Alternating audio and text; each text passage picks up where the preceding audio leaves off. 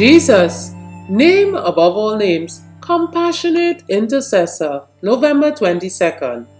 As a father pities his children, so the Lord pities those who fear him. Psalms 103:13. Shall any man or woman be indifferent to the very souls for whom Christ is pleading in the courts of heaven?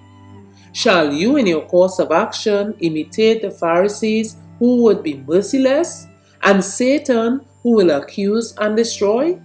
Or will you individually humble your own souls before God and let that stern nerve and iron will be subdued and broken?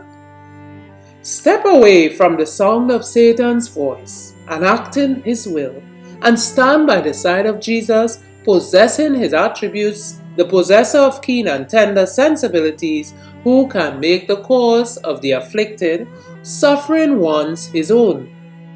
The person who has had much forgiven will love much. Jesus is a compassionate intercessor, a merciful and faithful high priest.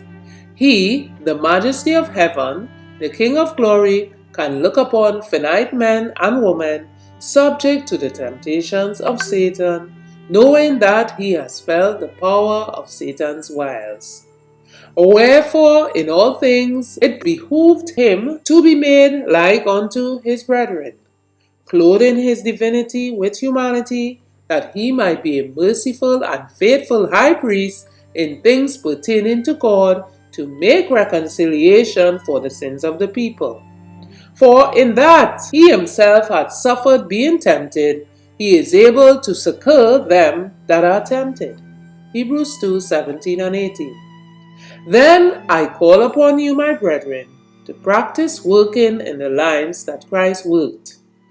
You must never put on the cloak of severity and condemn and denounce and drive away from the fold poor, tempted mortals, but as laborers together with God, heal the spiritually diseased.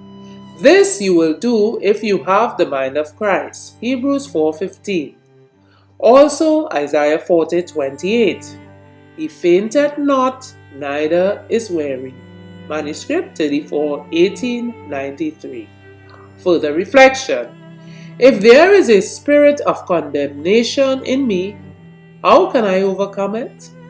If there is a tendency in my church to denounce those who err, what can I do to change it? From Jesus, name above all names, page 343.